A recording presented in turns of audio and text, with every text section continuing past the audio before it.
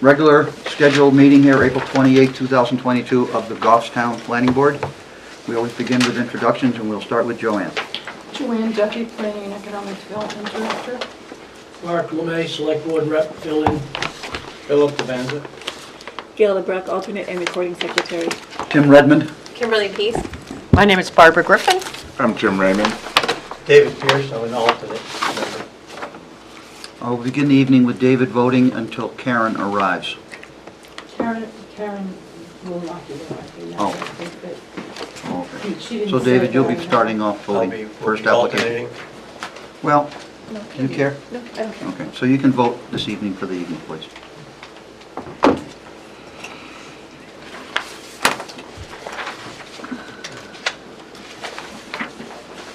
The first item on the agenda under action items is the minutes of April 14th, our last meeting. Does anybody have any corrections or an acceptance motion? Second. Motion to approve the minutes as presented from the last meeting. Any discussion on the motion? Seeing none, all those in favor say aye. Aye. Opposed? Abstentions? Abstain. Mark has abstained. Barbara votes no. Did you abstain, Barbara? No, I voted no. Voted no. Okay. Joanne, the second item on the action items is a request for continuance. Yes, this is a request for a continuance from the Starbucks application. They are requesting to be continued until the May 12th meeting, which is our next meeting. Did they give you a reason why they wanted to continue? Yes, they are still working on some items that we have requested as staff. So rather than come in and then not be ready, we all agreed that it would be better to ask for a continuance. Okay. Anybody have any questions on the request for continuance? Question? Please. So if I can ask Joanne, so this isn't just because they haven't done anything, this is sort of ongoing discussions about what they need to do? No, they did provide us with the updated plans, and those are under review currently. Okay, all But right. these are other things like traffic report. And they've submitted, but there's further questions. Okay.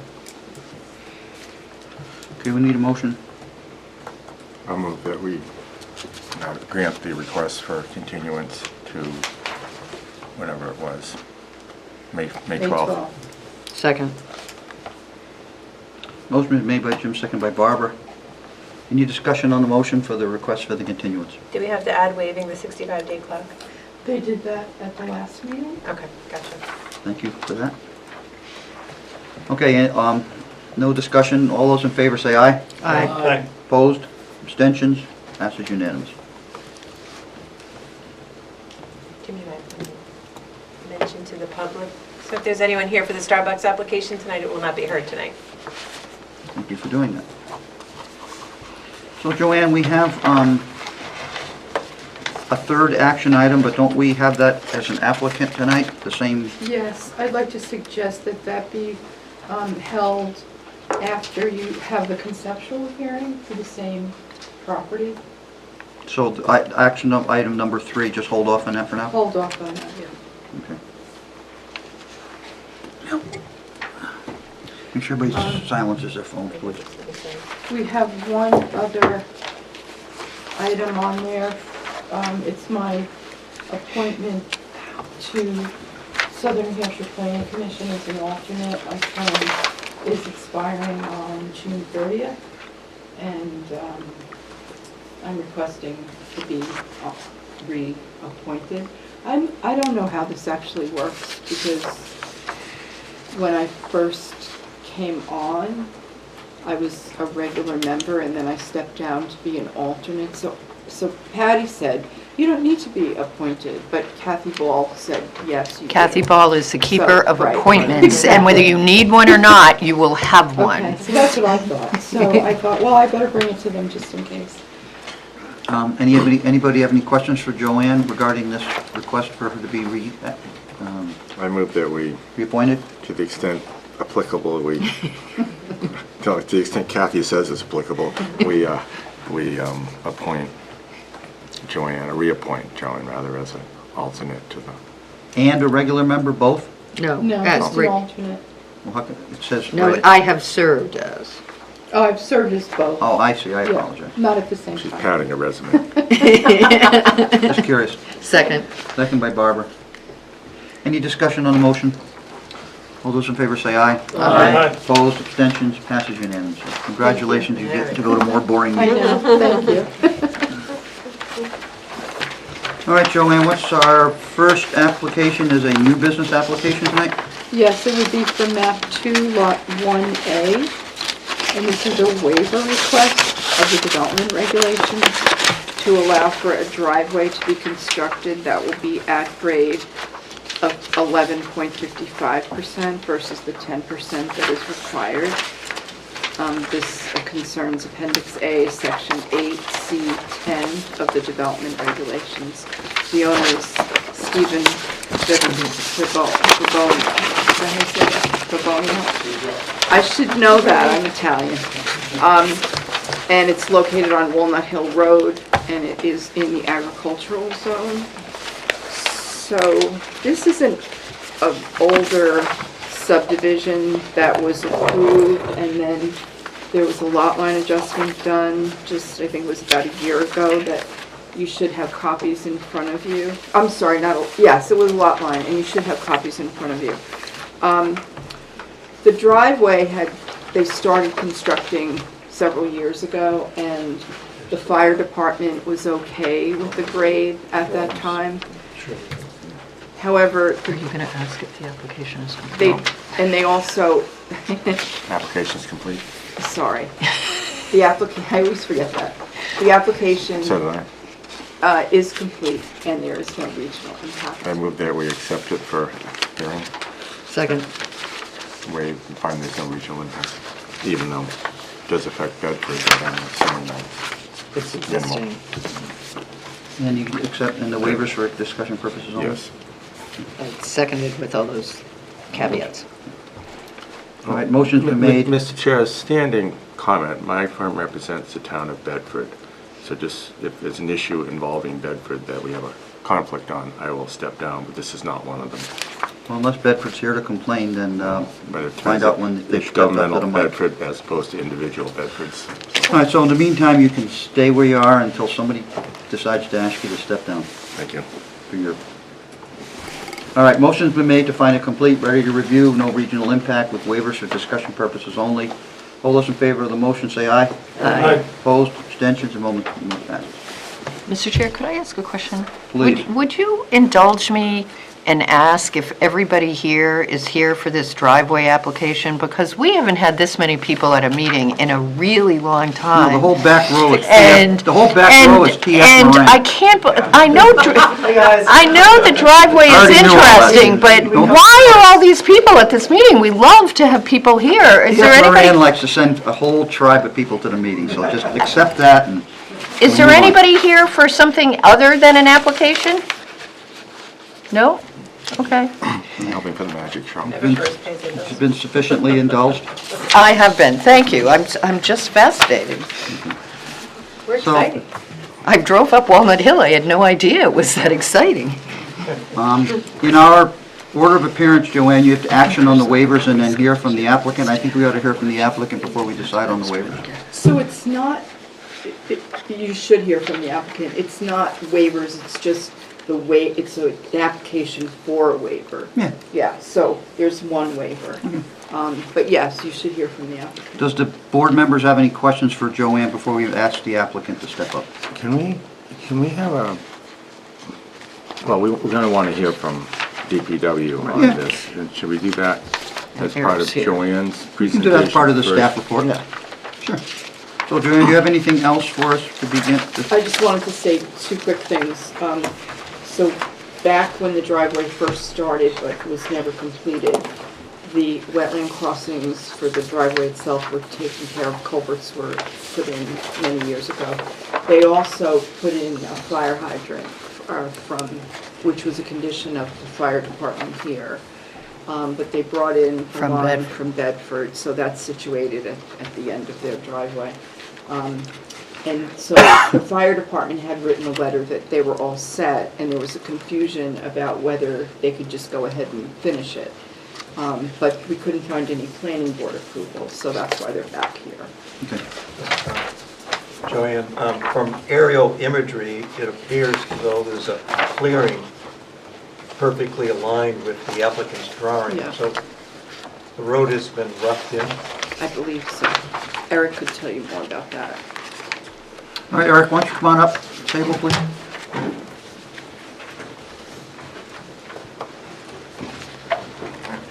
Eric Gustafson, DPW Engineering. As Joanne was talking about, I have been working with the applicant for last several months, but probably almost a year, working, going over different drawings and concepts with their engineer. I've also been working with Lieutenant Connor and now Chief Murray to look over the plans to make sure they have a tactical plan to get water to the house, even with this condition of that they're requesting a waiver for. This is the best concept that we've seen that appears to work for everybody. Just as Joanne was saying, we didn't find a records of a previous waiver being officially granted by the board, so we just wanted to approach you guys and make sure everybody's all on board with this. There's just some basic comments that Joanne included in the packet that we'd like for conditions of approval that we've already discussed with the applicant. Just basically as-built drawings, just because it is such a long stretch, making sure that we're right on grade. Some inspections, and then the fire department was requesting that you accept having a sprinkler system in the building that was previously offered by the applicant.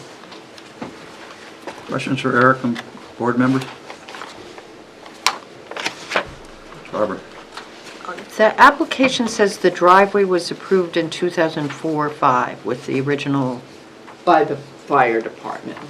We couldn't find anything that showed the planning board had approved a waiver. so when the fire department approved it, did they have plans? They did. So was the plan showing a driveway at 10% or less? No, it was 11, It was 11:55. Yeah. And the fire department approved that? they said that they were fine with it, and, it was a letter that they had written, but there was no record of the planning board actually approving Okay. anything, so.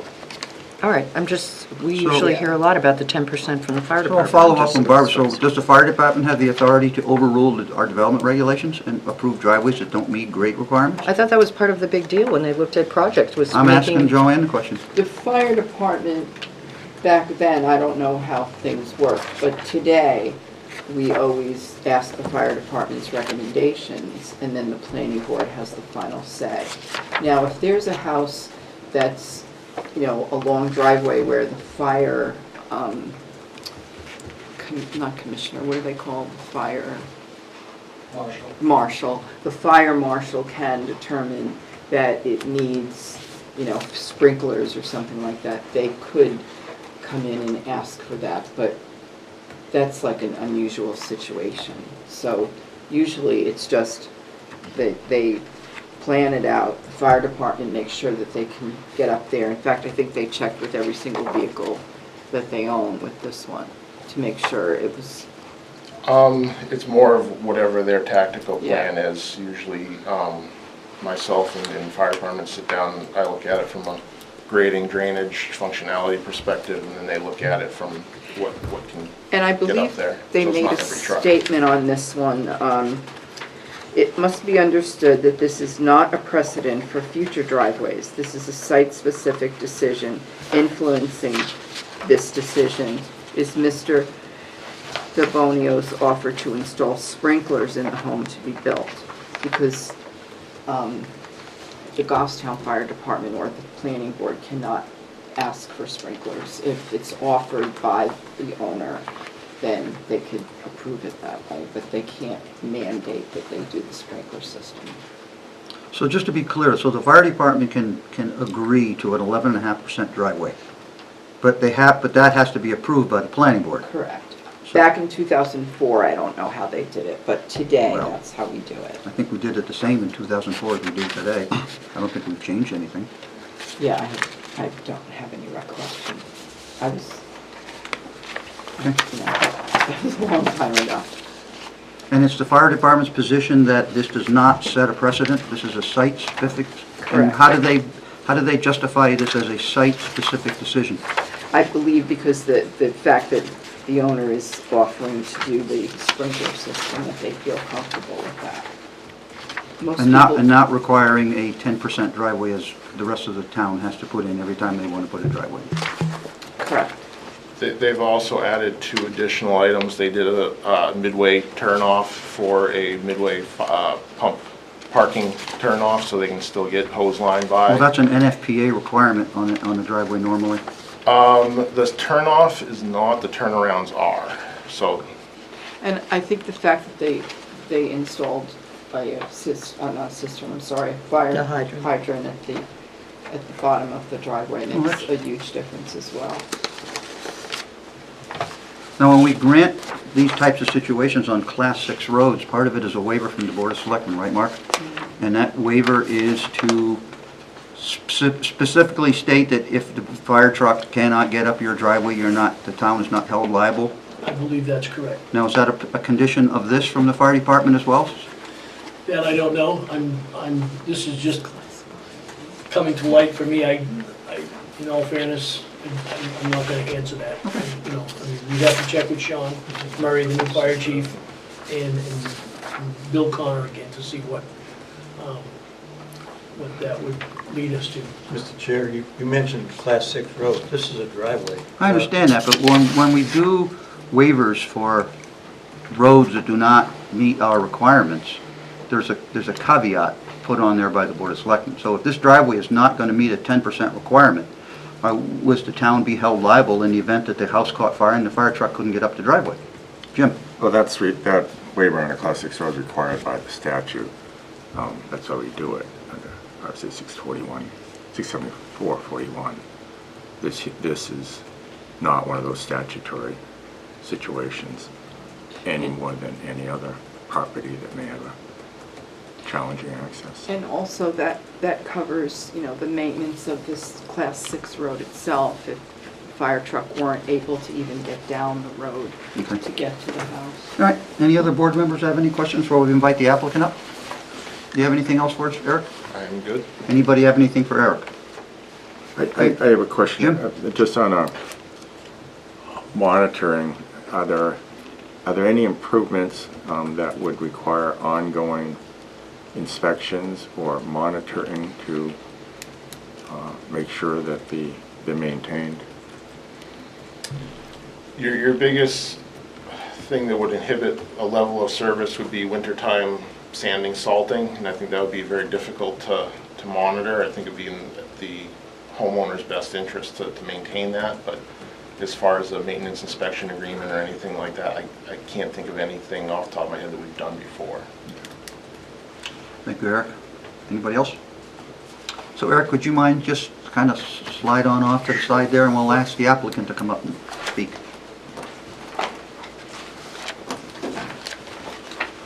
Good evening, ladies and gentlemen. Steve Fabonio, owner of the property. So Joanne kind of covered a lot of this already. We've owned this property since 2004, I believe. The intent was always to build our primary residence there. We've lived in town since 2005, and we live on Walnut Hill Road. So when we subdivided a few lots at the bottom, we had lengthy discussions with fire about this, knowing that we were going to have a long driveway and a steep grade. So I believe there was a 4-inch water main on the Bedford side, and we had the option of putting in a cistern or trying to get water from that, and it was kind of marginal on the water. So we kind of stepped up and said, look, we'll put in that whole hydrant. So we paid and ran a 6-inch ductile pipe with Pennachuck down to the town line. Goffstown, I'm sorry, I don't remember the name, I want to say Greenspan Water. Do you know what that was, Eric? I'm sorry. Yeah, anyway, they have some jurisdictional area there right at the Goffstown line, so they would only let us bring the hydrant so far, but we agreed with fire that would bring them a hydrant, 6-inch ductile hydrant that produces 860 gallons a minute, which is going to be far better than having a cistern that's going to run out of water in 15 minutes. So and he knew that we were gonna be up on the hill, so he wanted to make sure that he could pump water from here if he needed to. Back in 2004, we had all this discussion. We didn't talk about sprinklers. We didn't need them. They didn't think we needed them, and they couldn't require them, like Joanne said. And we went back and forth with fire on this whole thing. We did the project. I don't know if anybody here remembers that Walnut Hill Road was very narrow. I don't remember how narrow it was, but it was very narrow. We donated all of our section, which is quite long, all the way down to the Roy property from the Bedford line, to the DPW, and put an easement in there so they could widen Walnut Hill Road and get swales and that sort of thing. And we worked with fire extensively on getting this hydrant in and getting the grades on this driveway. Now the driveway, when they went up the driveway, they wanted to bring fire apparatus up there to check it. So we had, like this gentleman had said, we had cleared it, stumped it, graded it. We've pulled permits for blasting. We've blasted the house location. We'll put permits for the timbering, and we graded it, and the fire came up, and it was kind of a challenge. You know, they said, you know, we want to come and see if we can go up here. So they went up the driveway, and then I sent a letter back to the board, addressed to the board, saying we're all set with Mr. Fabonio's driveway. It is a temporary driveway until he paves it and does everything. So we thought we were done. Joanne's exactly right. We never got a vote from the board, but we asked the board. My wife and I were there, and we asked the board, how do we handle this? And they said, you need to appease the fire department. So we thought we had done all that legwork, but like she said, there was never a vote. So, you know, we moved forward here, and actually, back then, we didn't get the vote, but again, we thought we were all set. We actually applied for our driveway permit. We have it. We had a driveway permit, and we put our culverts in. We did all of our wetland crossings, you know, way back. Well, we kind of went into a little bit of a recession there after 2005 and 6. Everybody probably remembers those were tough times. So we kind of stalled on the project, and we came back to it in the last year, and then we ran up against this roadblock where we thought we were moving forward and we were just going to finish our work. And by the way, I know you all have the plan in front of you. This driveway is, we're on a Class 5 road, Walnut Hill Road. Walnut Hill Road is maybe 18 feet wide. The driveway we're proposing is 20 feet wide. The paved area will be 14 feet wide with shoulders on each side. And we're already working on the driveway next to it, and I can tell you that we're going to be a lot bigger than 20 feet wide when we're done. So there's going to be a large area. And we have worked diligently with Eric from DPW and Bill Connor and the Chief Murray on meeting all these requirements for the NFPA to make sure that they can get their biggest fire apparatus up there. So the plans you have in front of you that Eric has gone over shows that we've met and exceeded all those NFPA regulations to date. So we're kind of fast forwarding here and saying we'd like to move forward, and they're saying that's great, but you really need to come to the planning board and get this vote that we never got. So you know, that kind of gives you an oversight of where we are. And now that we've designed this updated plan for you, the road, this driveway is actually built, I do build roads, and this driveway is built just like we're building a road. This thing has the same materials we put under a road, drainage, everything. So we're making sure this thing is going to you know, accommodate the biggest fire apparatus that we have. And this will be our primary residence. Obviously, we want to make sure we have safe passage in and out. We live on Walnut Hill Road now, and our driveway is probably 20% grade. There's a lot of homes there on Walnut Hill Road that have steep grades, and everybody's diligent in maintaining it because it's in their best interest to have safe passage to the public road. And we're well aware of that. We're in the construction business. We have the equipment that we need to maintain our property. And we've been on Walnut Hill Road for 17 years, and yeah, there can be challenging times, but it's our, you know, we've agreed to do our part, and we did our part way back in 2004. We agreed to do all these things for the town, and this seems to be kind of a technicality that got overlooked, and we're here to try to rectify that. And we've now offered to sprinkle, you know, our living quarters in our home as well. So we're trying to put our best foot forward here and still, you know, finish our project. Okay. Questions for the applicant from board members? Okay. So you can stay where you are for a second there, Steve. I'm going to open up the public hearing. If no one comes up to speak, you can stay there. If someone comes up to speak, you can step back for a minute. Sure. So at this point, we're going to open the public hearing. Anybody here wish to speak about this application? Okay, I don't see anybody, so we'll close the public hearing. Board members?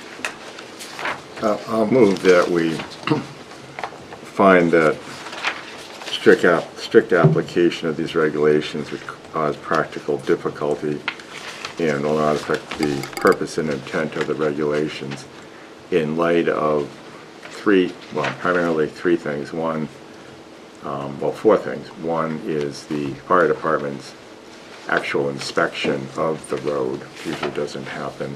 Second, the installation of the hydrant, and third, the sprinkle. The fact that the house will be sprinkled, and they'll make that a condition. And fourth is the quality of the road that the applicant has represented will be constructed. On that basis, and I guess five is that the fire department and DPW support this application, that we can find that the waiver will not affect the purpose and intent of the regulations, therefore we grant the waiver. That is a site-specific. Oh, yeah, but this, and add as a condition, this waiver is granted only for this site because of those considerations, and it's not a change in our general policy going forward. I'll second it. Okay, motion by Jim, second by Phil. Any board members have any discussion on the motion? Kimberly? Do we need to add the staff recommendations as well? Oh, yeah. That's what I was gonna ask. 1 through 6. And I incorporate the staff recommendations 1 through 6. Thank you. Phil, you're supposed to pick that Phil, up. do you second that? Phil, do you second that amendment? Yes, I did. Okay, the motion's been made and it's been amended and seconded both for second time. Any other discussion on the motion? All those in favor of the motion say aye. Aye. Opposed, abstentions? Passes unanimously. You're all set, Steve. Thank you. I just wanted to, Jim, did you put a comment there about the hydrant? I heard you said something about the That hydrant. was installed.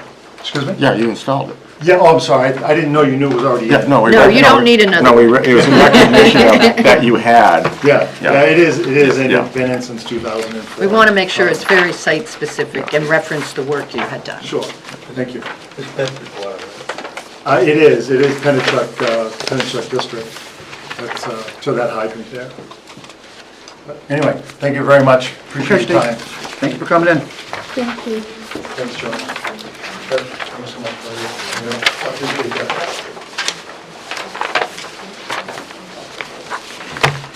All right, the next application, a new application, a conceptual review for the rebuild of the Greg's Utility Substation. Joanne? Okay, so we have a conceptual from T.F. Moran, excuse me, for the, let me take these off so I can see, for the Greg's substation, as you will see, the grayed out area is the current location, and they are going to rebuild to the left of that site with a whole new setup there, modern day setup. Is that an electrical term, Joanne? Modern day?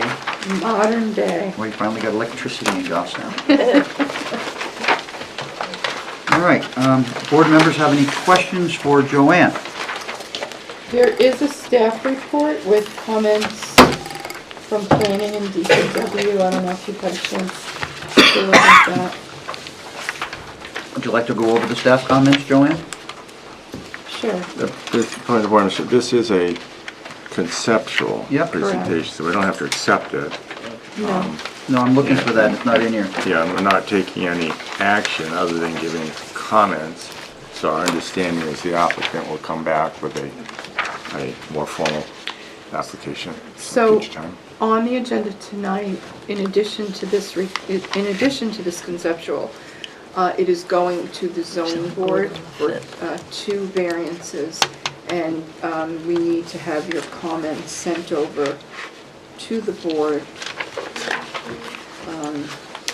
Before their meeting. before their meeting, which is next week, I believe. Tuesday, So this is a request for comments in addition to just a conceptual Correct. So presentation. Nick will go over the project, and then you might want to let him do that first and explain everything, and then we could take a look at the comments here that we have, and then you can prepare your, if you have any comments for the zoning board. Who's making the request to comment to ZBA, the applicant, or is that in-house? It's in-house. Okay, so the applicant is not making it. It's required by our zoning. Okay, just want to make sure we know where it's coming from. Whether we should have listed them there. Anybody else have any other questions for staff before we ask the applicants to speak?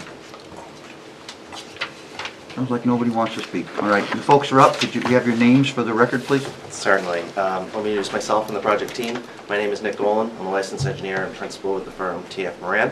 Happy to be here tonight on behalf of Eversource as part of the Gregg Substation Rebuild project team. To my right is Eversource's project manager, Natasha Morales. You noted our following, which is in the back row.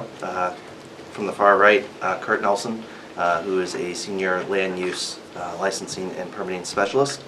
David Creer, who's with community relations. And then Stephanie Gardner, who's with project services. She'd be responsible for coordinating with the abutters and the like. Relative to the project that's before you, this is tax map 5, lot 15, comprised of approximately 11.3 acres, and is zoned in the agricultural and also has the wetland and surface water conservation overlay district that covers the parcel. You should have two graphics in your package. One is a bit of a more of a micro view, which was part of our original submittal, which shows the area of the existing Gregg substation as well as the area for the rebuild. And then there'd be a second graphic, which Joanne has provided as well, as there was a comment in the staff report in regards to the proximity to, I believe it's the Glen Place development, and we thought this would be helpful just to show a more macro view of where we are in relationship to that property. Just talking a little bit about the existing conditions of the property. Obviously, this is the home of the existing Gregg substation. There is a component of the yard itself. I'll kind of walk us through this real quickly. So this is likely the best graphic for us to work from. So we can see where the existing Gregg substation is. It should look familiar. We've been before you a few times for various Band-Aids and patches to keep this substation running. Most recently, I want to say it was 2016 when we did an expansion of the control house. They've also done some other internal workings within the substation itself, as well as improving certain equipment. The reality is this is 1940s vintage construction. I think we looked at something similar when we redid the Pinardville substation, which was probably around that same time, around 2016, 2017. Due to the age of the equipment, it's time for an update, and relative to the constraints of this being a transmission substation, a switching substation, which is different than distribution, so just a quick educational fact. Distribution, you have transformers, you're stepping down the power so that we can put it onto the more local line poles so we can take it to our houses, versus the transmission substation or switching substation. This is like your superhighway. We're just taking electricity from one place to another. We're not necessarily changing the voltage. This is more of just dispersing the electricity equally throughout the network. So this substation is in need of retirement at this point due to the age of the equipment. It's just not functional to try and replace that equipment in place. So the Eversource project team has been working towards how best do we rebuild, how best do we recite. A couple of key elements that I think that are important to mention relative to the location of the proposed substation as we talk about those existing features. Obviously, we have something that's very important to the town as well as the residents, that being Goffstown Rail Trail, which is located that southwest quadrant of the site. Also on the opposite side of Mass Road, we have the various ball fields that are used by the public. Relative to how this substation is sited, originally it was pushed much closer to Mass Road. That purpose being to get further away from Glen Lake and the water conservation district that's associated with that, as well as to provide appropriate alignment of the existing transmission lines. So one of the things that we look at when we're rebuilding a substation or siting a new one is that configuration of the existing lines, where they enter the site, where they exit the site, because those items have to remain. How they're configured within the property gives us a little bit more leeway. One of those elements, and actually is in specific regard to the variance, is there is an existing Eversource easement that comes in on this westerly portion. One of those locations where that relief is requested is we have a pole that's only 2 feet from the property line. It's kind of an odd one in that there's an existing easement directly on the adjacent property. So it's just an oddity in that the regulations state that the poles have to be 50 feet away. So we had actually asked for a zoning review of that. It's our understanding it's deemed to be required, so we are pursuing that request. So that is one of our hold points. We also have our hold points to the east side of the site, and that's where the lines are actually leaving. So we are going to be replacing 2 structures here. And again, relative to the zoning request, that's the second one. It's a rebuild of an existing pole, essentially in the same location that's approximately 12 feet from the property line. Now, those are our hold points relative to the area within the substation. You can see in that northwest quadrant, that's an area that's called a reactor area. That's where the line is incoming. Specific geometry is required for that transmission line to be brought into the substation. Can't come in at a weird angle because of bracing requirements and structural integrity. So that was one of our hold points relative to looking at how this substation would be sited. Originally, we had more of a rotation of it clockwise, such that the substation would be closer to Mass Road. We have a couple of things going on there. One, there's the rail trail. 2, we have an existing DOT easement. The land directly to our west, which is owned by DOT, it's a 4 or so acre parcel, is landlocked. So the only access to that is that 30-foot easement. So the way we looked at this was, all right, we're going to stay out of that. We understand that they have rights, there's restrictions. We own the land, but it's similar to how Eversource has their easements. Can you We have point out certain where that rights. is on the map? I can. So that is this 30-foot section that runs along here. Okay. So you can see that there is, here's our existing lines. These will be the proposed lines that come across. So there is some limited clearing here. There will be no grade disturbance. That was one of the priorities we took with siting of the substation, is that there be no grading within that easement area. We didn't want to create a potential negative impact to whatever roadway, should it ever be constructed in the future. So that clearing will or will not be directly adjacent to the rail trail? There is a portion, which is right here, in which there will be clearing. This is a distance of approximately 45 feet. The remainder of the tree line, which is as you get closer to the parking, Yep. will all remain. So when we looked at order of magnitude, where are the most important elements to try and preserve vegetation closer to those parking areas where people are actually getting out, exiting their vehicles, trying to maintain sight lines, that's where this existing tree area would remain. Now, we do acknowledge the fact that that's within an easement that the DOT possesses, and they could clear Right. whenever they want. So that's why you'll see that we have provided a suitable landscape buffer consistent with the zoning requirements for that area. The one area, or I should say the 2 areas where it's not provided, you have a section here that's approximately 200 feet, and then another section located here along the northwest quadrant. This is where the exiting lines are. We can't put that type of vegetation under those lines because it creates a conflict for the maintenance of those lines, which ultimately is not in the public's best interest. We want to make sure these lines are safe. So relative to the other variance request that is within your package that you're asking for commentary, it is to provide relief such that that landscape buffer is not provided for that one section right here.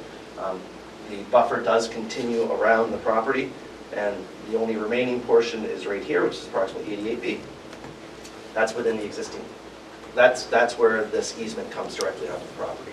So even if there was vegetation there, Eversource would have the right to maintain and reduce that as part of their vegetative maintenance standards. So it didn't make a whole lot of sense to try a bunch of plantings in that location where 1, doesn't really serve a purpose, and 2, it would be subject to future revision. Kimberly. Who owns the Angel Point parcel? That parcel directly to the west? So the parcel that's directly to our west is the DOT parcel. There's actually, it's an oddity, there's actually 2 properties between us and the Glen Place location. So this is the DOT parcel. We have the rail trail. There's actually a lot that's identified as owned by Eversource that's directly adjacent to that. And then on the opposite side is the actual Glen Place. So you've got a distance that exceeds 200 feet. She was referencing Angel Point Oh, Yes. Which is the other side. Sorry. as the residential home. Yeah, that's Oh, way okay. down there. Right, right. I think of it as the other side, sorry. No problem. So when we start thinking about that distance, yeah, we got a pretty good amount of vegetation to remain. And I know we've all driven through this area. Those are some pretty tall pines along Mass Road. Any other questions, folks? I'll just continue the other just minor elements relative to the project. The expectation is there actually will be water and sewer service to this because there's going to be a bathroom within the control house, which isn't typical. But Is there water and sewer to the present building? There's not. There's not. There's not. So we're either going to put a water well or in a septic, or there's potential, Grasmere does have a water line that's in proximity to us. We're trying to figure out if I think we can connect to it.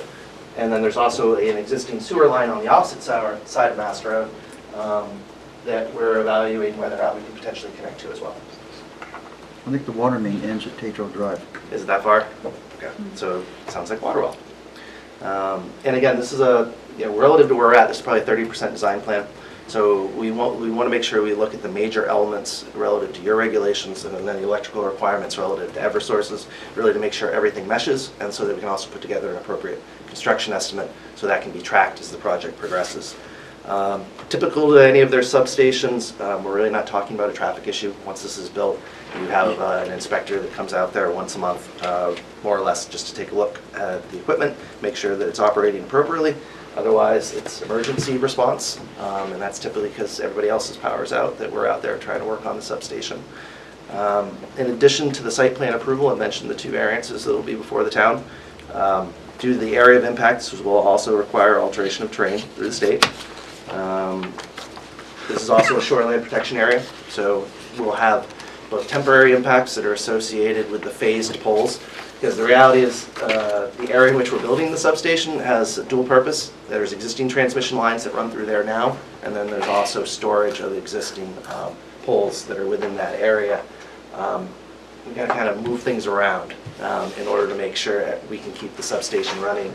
So the first phase of this project will actually be temporary utility pole temporary pole construction to reroute power around the location in which we intend to build. Ultimately, those poles will be removed once we have the substation in its final configuration. And oddly enough, that one pole that's 2 feet from the property line is one of the poles that would be ultimately removed as part of the final line design. Relative to the existing Gregg substation, we're assuming that might be a question. What's going to happen there? From a restoration standpoint, our expectation, this is probably a 3-year plus process. We've got to clear the area, we've got to obtain the permits, we've got to build the substation, we have to do all the cutovers, and then the existing equipment, that being concrete pads, the electrical equipment itself, will all be removed. Now, that's not to say that it's going to go back to a grass pasture. The expectation is that fence would stay, as with the gravel selects. How that area is to be used in the long run is somewhat indeterminate. Our expectation would be that we would need to come back to the board to define however we wanted to use that area in the future. Whether it's used for pole storage or whether Eversource determines to do something else with that. We don't have that answer just yet, but their folks are working on that, and we'd have the expectation as part of any potential approval of this board would be that we'd be coming back to you for any reuse of that area once those materials were removed. And that's one of the primary components we wanted to make sure we spoke to today, is that we acknowledge that once that area is decommissioned, that we understand the town would likely have an interest as to what's going to happen with it, and that we acknowledge that, and that we would come back as part of a future site plan approval with whatever they choose to do there, if that's agreeable to the board. Question? Not actually, but go ahead, Barbara. Well, That's why we're asking. I sort of have a question on how that works, because we sort of recently passed a solar panel ordinance, and one of the questions was, when do we know when it's not working anymore, right? How do we know? So I sort of know when construction is complete in a house, because somebody comes in for a certificate of occupancy, and we sort of know everything gets checked. So how does that work for one of these things? I don't know that we have any town staff that could come and say, oh yes, Eversource has done everything correctly here, and you're all set to use it. So how would the town even know that you had gone from using the old station to the new station? Because I'm sort of presuming that's a pretty big yard you have there now. When you use your trucks, your poles, I could see that continuing to be used, and driving by, we'd just see a big new place, and we wouldn't ever know whether or not the old place was still actually being used or not. No, that's a reasonable request.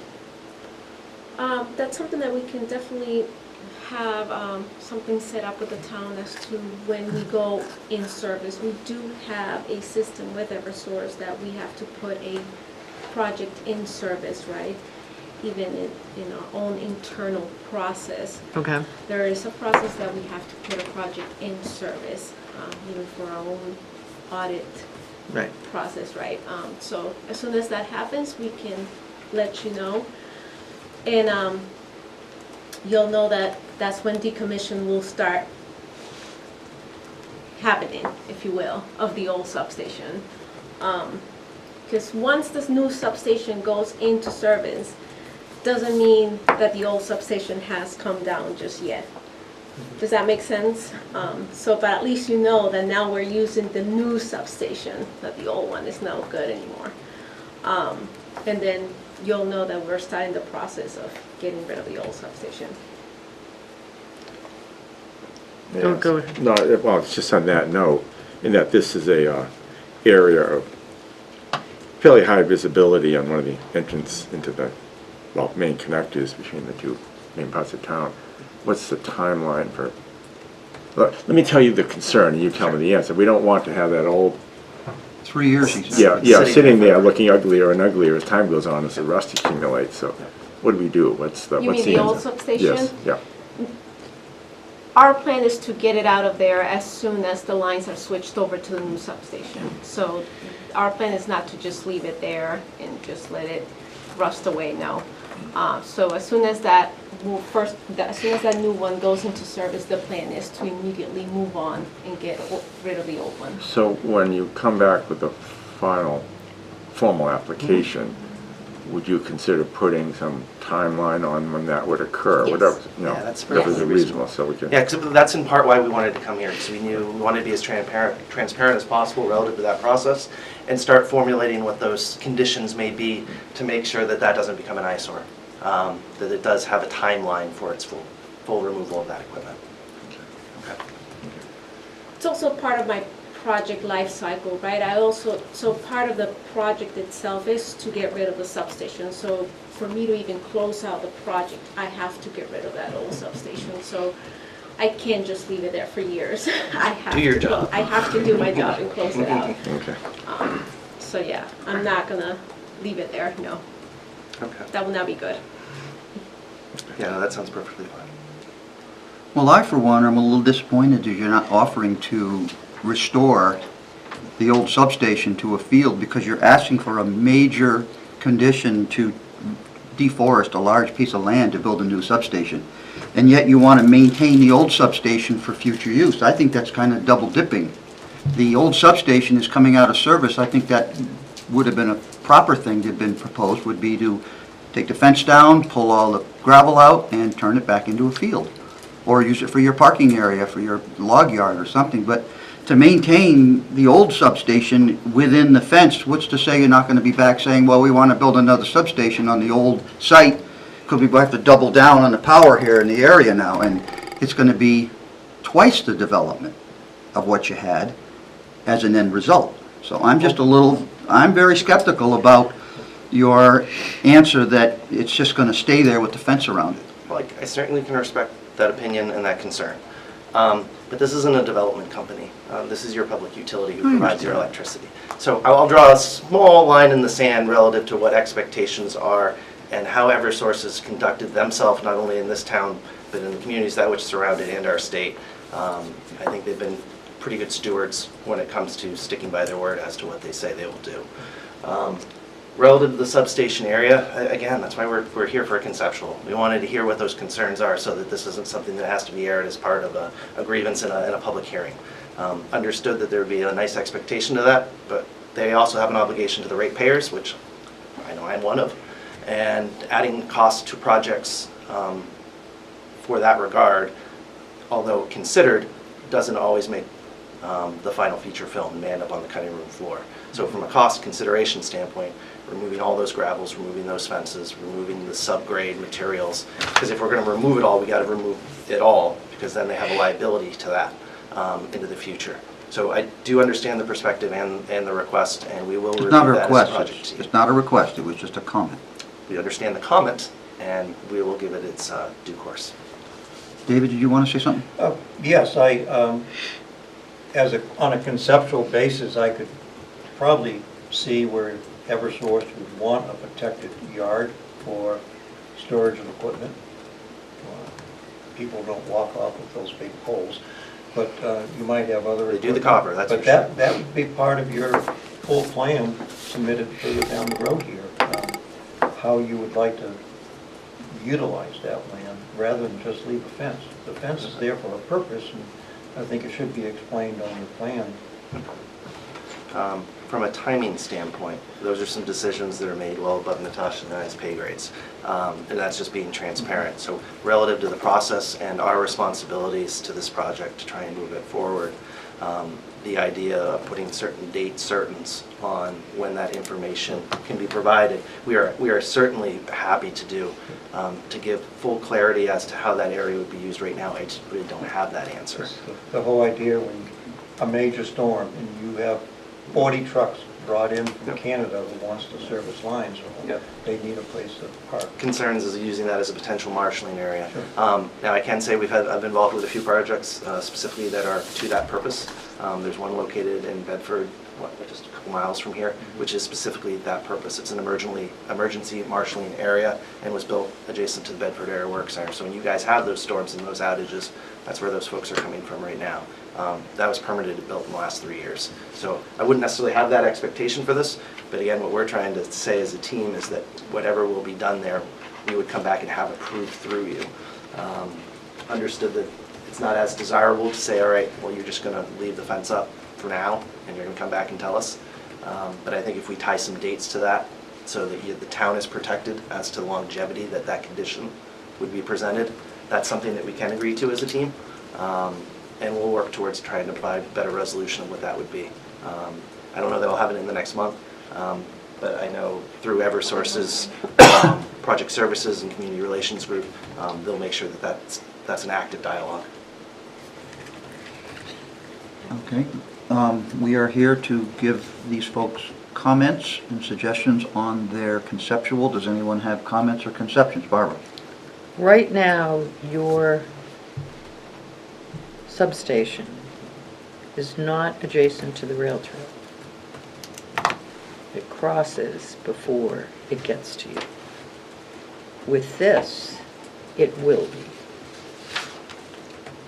You may have screening, but it will be.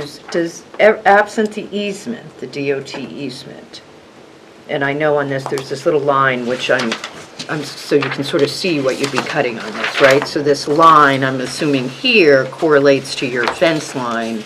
I don't have the graphic That we you have, so if you would be so kind as to share, I will try to assist. The black line, Barbara? Oh, yeah, so no, that is not our. That's a property line, I think.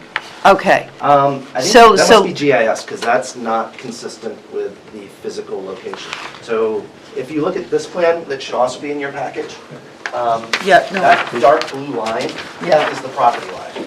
So when we look at that in relationship to the rail trail, which is located right here, you can see the area of clearing is actually quite small along the frontage of the property, with the remainder of this all to remain. You know, here's our parking lot. All these trees that are adjacent to the parking lot are remaining. There is a depth of over 100 feet of those trees that would remain. So one of the things that we did, knowing that there would be a sensitivity to any clearing within that area, is we went out and counted the trees, what type of trees they are, what the caliber of those trees are. Well, I'm not only concerned about that from a visual standpoint, I'm concerned about people on the rail trail continuing to be a good neighbor to the property. And so who owns between your property line and the water there? No, so our property line is consistent with the high water line. Towards Angel Point, sorry. So Angel Point is over here now, I pointed that. So this is the DOT land that's being. So it's all DOT? It's Is it? 3.9 acres belongs to the state. Okay. Is that a little sand pit down in It there? was, it was, There's a little water. Eversource provided that land up to the state with the condition that it would be used for recreation benefiting the public. Right.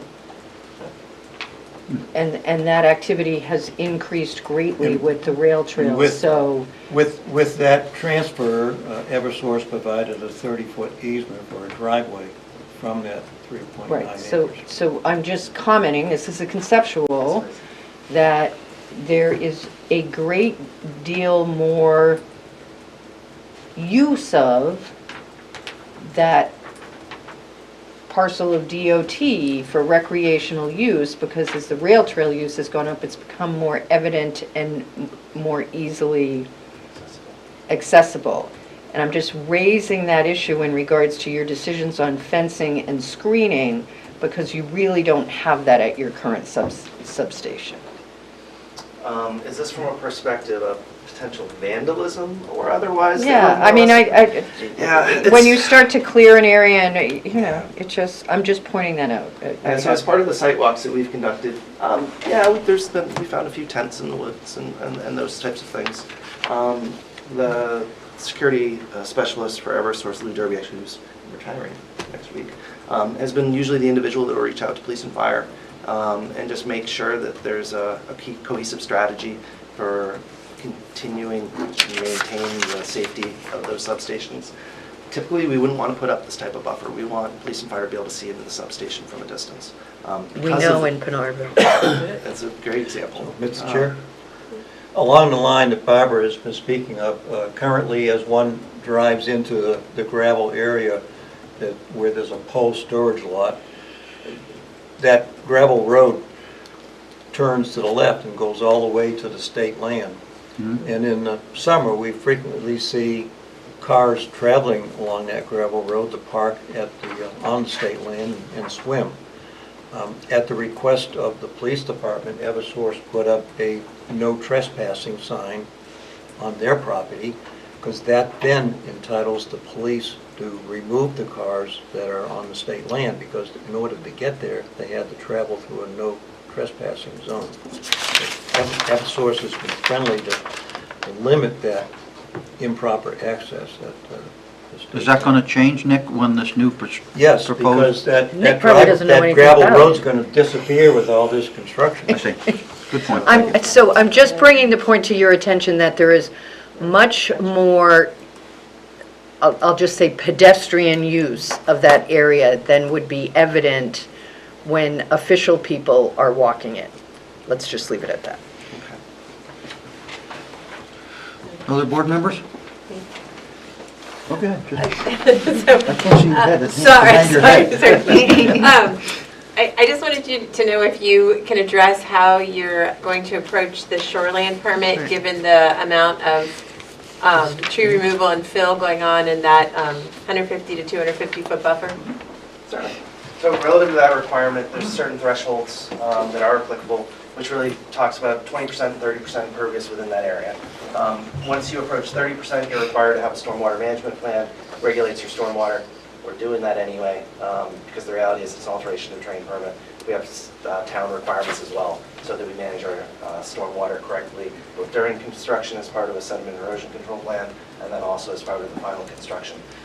One of the things you'll note relative to the location of the substation is 99.9% is outside of the 150-foot natural woodland buffer setback. That's somewhat purposeful. As far as the rotation element and relative to where the location of the tie-in is, we are going to have some impacts between the 150 and 250. Those areas are really self-contained. What we have is a perimeter drainage system within the substation itself. And as far as the makeup of the substation, it's really a 28-inch cross-section of varying porosity of stone. So most of it is pretty open void. So the reality of what we see is the rainwater that hits the substation yard essentially infiltrates. What we do is install this perimeter system such that when we have frozen ground conditions, such that when we have the January rainfall after we had a foot of snow the day before, that stormwater has a place to go. So it's almost really more of an overflow network with yard drains that then feed to our stormwater management area. Now, one of the things we realize is the natural flow course, the break line, if you would, of the topography really drains towards the rail trail. To be sensitive to that, what we've designed is essentially a stormwater management area that doesn't have a discharge up to the 100-year storm. It's not required by the regulations, but we look at the site sensitivities and have designed accordingly. So we have the benefit of being next to Glen Lake. From a geological consideration, we have nice sandy soils and gravels, so it's good infiltration. We've already gone out and done our field testing. So we know that we'll be able to create a stormwater management area that we can completely self-contained and infiltrate our stormwater such that there wouldn't be a discharge from these areas. That's all consistent with what Shoreland's expectations are. So the biggest oddity of it is we really have two shoreline permits. We have the temporary ones for the locations of those temp poles, and then we have the permanent condition. So we're really just working out with them right now how they'd like to see that. They just want one permit, or do they really want to see two? Because from a phasing standpoint, the temporary poles are obviously going to happen first, probably by at least a month or so, if not more. So we want to make sure that those permits are aligned as appropriate. So it's a good tie-in to your local regulations as well as that Surface Water Protection District. Saw a lot of similarities between the two. So in that we're being consistent with the state requirements, I think we're very much also being consistent with the town requirements. And can you just clarify, the green areas that are shown, is that grass? Yes, it is. Okay. Thank you. Anyone else? So, Joanne, when we're having a conceptual hearing, do we have a public hearing on conceptual hearings? No, we do not. No, we don't typically. Because I see there's a gentleman in the audience there, I don't know if he was here for this application, and I'm just trying to figure it out. Well, let me, sometimes we've invited people because if they have questions, but we're not compelled to. We're not compelled to do anything but public hearings, or so people can state their Well, opinion. no, sometimes we do have to have public hearings. It's just, in a conceptual, we don't have to, but we have opened them up at times for public question, just to educate people, so. So, sir, are you here to make comments? I'm here with my son to see local government in Goffstown. That's what I was trying to get at before. Thank you. Well, I hope we're not completely I hope we're not disappointing you too much. Very entertaining. Do you have questions? Why don't you turn it so at least they can see what So you're saying? show him what you're doing. You guys. Is that okay? Can we do a little segue here? Yeah, do a little As segue. long as you got 15 seconds, Nick. You hear me, Nick? You got 15 seconds. No, so relative to the project, this is an I'm counting. Don't let him go. I knew they were sitting there for the project. I think that's Our awesome. responsibility comes That's from why the I town, asked. to understand what we're doing. If there's any ways where we Yeah, can guys.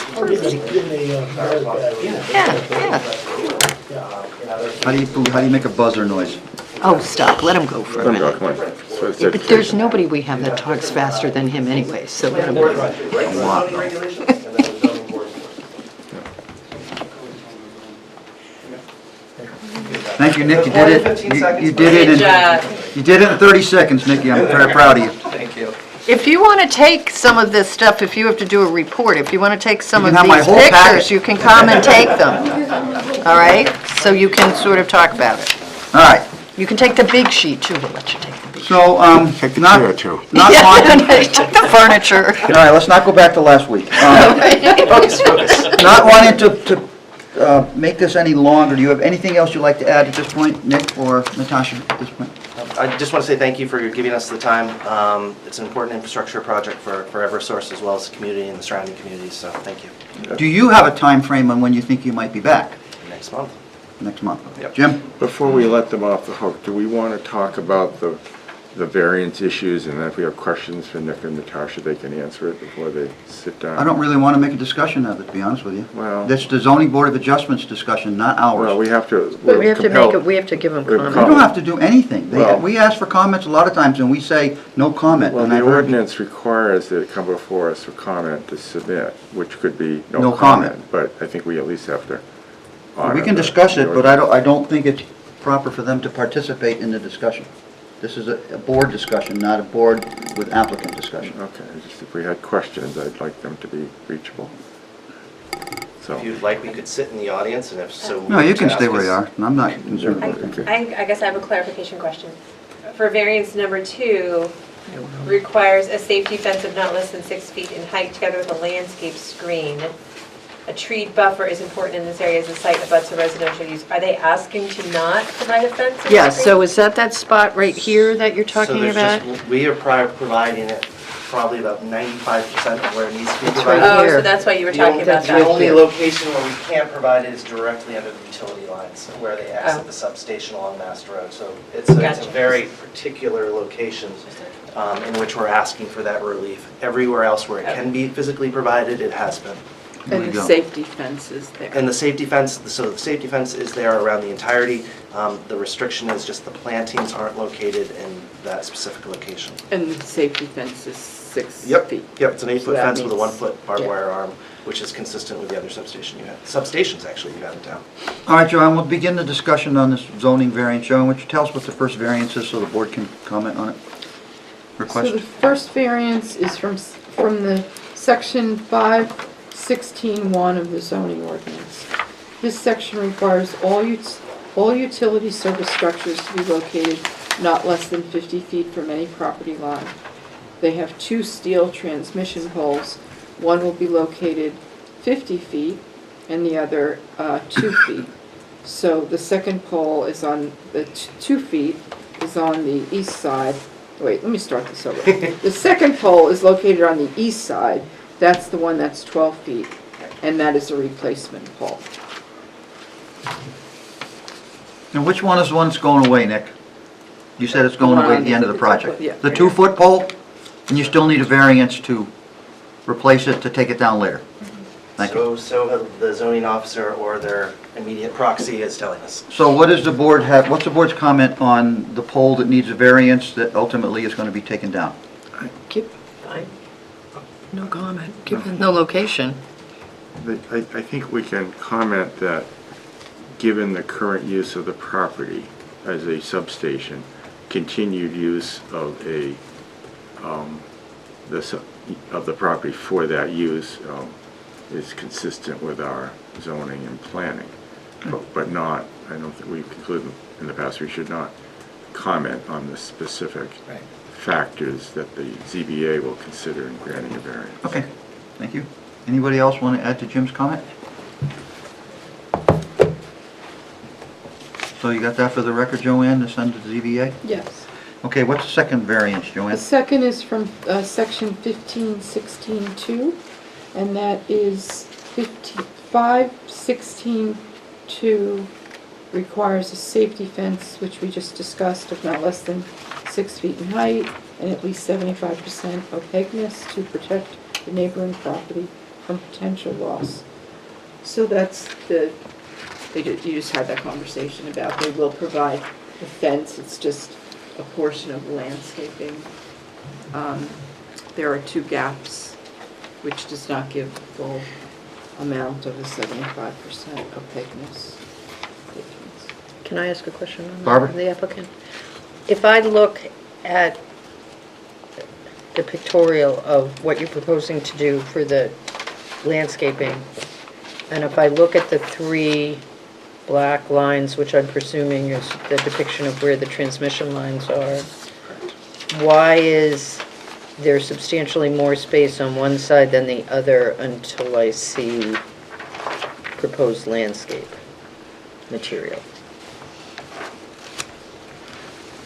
So what we've provided on both sides is a 10-foot clear zone relative to those poles. I believe these are arborvitaes that we are providing. They are. These are the emerald green arborvitaes. These are going to grow to a smaller height and they're trimmable. So No, if you could, if you just look at the opening, and I guess it's the equivalent of that one. it's- I look at the three black lines Oh. coming, do you see what I'm saying now? So each one of these black dots represents the actual transmission structure. That's where the line is going to come out of the yard. Relative to the existing vegetation out there, which is extremely tall, there's a 50-foot clear distance that's required to that existing component.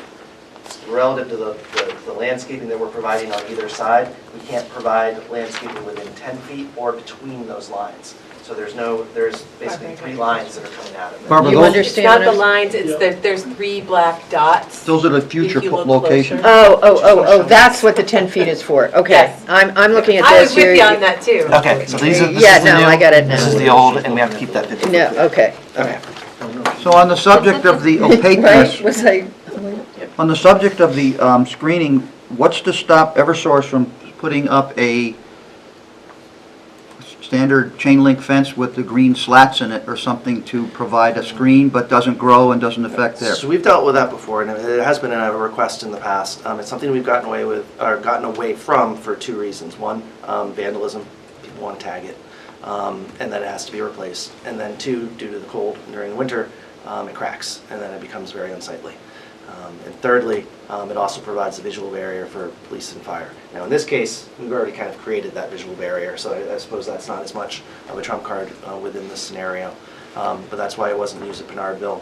In the case of Rimmon Substation, there wasn't really a visual element there. But the reality is, every time, we've dealt with a lot in Manchester, every time we try and put up that slatting, it's defaced within 24 hours. Just trying to find some sort of screening that doesn't grow. That's all my suggestion was. Thank you. Yes, sir. So everybody, Mr. Chair, You have a comment, Jim? I'd move we make the same comment as to variance, the second variance, which is from a planning perspective, that this is an existing use and the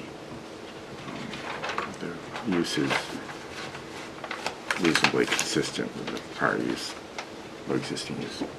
That's sort of circular, but it's as much as we can. We've gone around in circles a few more times to fill it with words, but you did circle at least 3 times. I did. I thought I was pretty proud of it.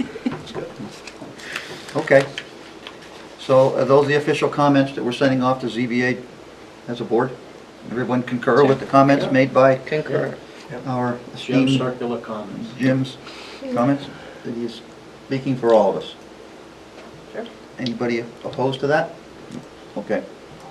So the comments will stand as Jim has stated and then Joanne has written them down. She may edit them. You may edit them. Okay. Do we have anything else for this To make one applicant of the before they 3 come back with circles. their actual plan? Okay, thank you for coming in, folks. All right, we expect, I think it's on May 20th, submittal. So, see you Sure, then. take that. You have to run The that. second reading in that. I'm out. Thank you for bringing the cavalry with you. May 26th is the second meeting. See you Tuesday. I can't look, every time I look at this upcoming May 12th and it says drive-through restaurant, I think we're going on a drive somewhere. Just, Oh, true. Did you see what happened today, the building next door? Right. Someone drove right into The old it. Blue Moose, somebody, Or the bakery. They just- oh, they just finished fixing that up. And they smashed right into the brick. So somebody put on Facebook, well, I guess the bakery now has a drive-through or something. Oh, I didn't see it. Oh. So Tim stepped away, he left me to share the rest of this, but do we have anything else? I just have one thing. I had sent all of you an email this week about looking into the cistern regulations. I have a few hard copies here. I didn't know if anyone needed it. When, do you remember when you sent them to us, what packet they were in? It was just an email that was sent this week to the No, we got No. a copy of them in our packet. Yeah, which packet, do you remember? The last one or the one before that? Yeah, no, the last Oh, they are? Are they here? the fire department. Do we have them again today? No, but I have a few extra Okay. hard copies if anyone I wants don't need one. mine. Okay. No, I read over them, I have no I've already comments. made you comments. Barbara, did you want a hard copy? Yes, I would prefer. All right, a hard folks, copy. let's get this meeting wrapped up if we're going to go home. Okay. Oh, Joanne's gonna Motion talk about adjourned. Do we have any other items for the Yes, agenda? you left me in charge, we're moving on I to just gave cisterns. my set. Cisterns? We gotta talk about the Is it cisterns. on the agenda? Don't you guys reach No, out? it's just, she's giving us a. Email came about it. An email came about it. So, Then I'm not discussing it. so when will we be discussing So- this? Next The meeting. fire department would like to receive your comments Right. first so that they could address them offline and then come back with a finished product. Yep, So the sooner I get everybody's comments. Dave's already sent his in. Schedule. He's on the I ball. have no comment. Okay, thank you. If you Anybody have else? no- Motion to adjourn. If you Not have yet. no comments, could you let me know just so I... Yeah, anybody who has no comments, please say so in an email to Joanne so that it's formally recorded. Just so I know. Eric, you that can go home, not to buddy. wait Thanks for you. for coming in. Nice to see you again, Eric. We got a motion, Bye, wait a Eric. second. Thank See you you. at Wait a 9 minute. tomorrow morning. Wait a minute. Those classic time on are so nice. Can we go now? So is there any other business for the board tonight? No. Seeing none, the motion's been made by We need a Phil second. to adjourn. Who made the second? Nobody, we need. Me. She's Me waiting. was Kimberly. Seconded by me, Yeah. whoever that is. You want the entire package back? Okay, any discussion on the motion? All those in favor say aye. Aye. Opposed, abstentions, thank you. Thank you, GTV, we're off.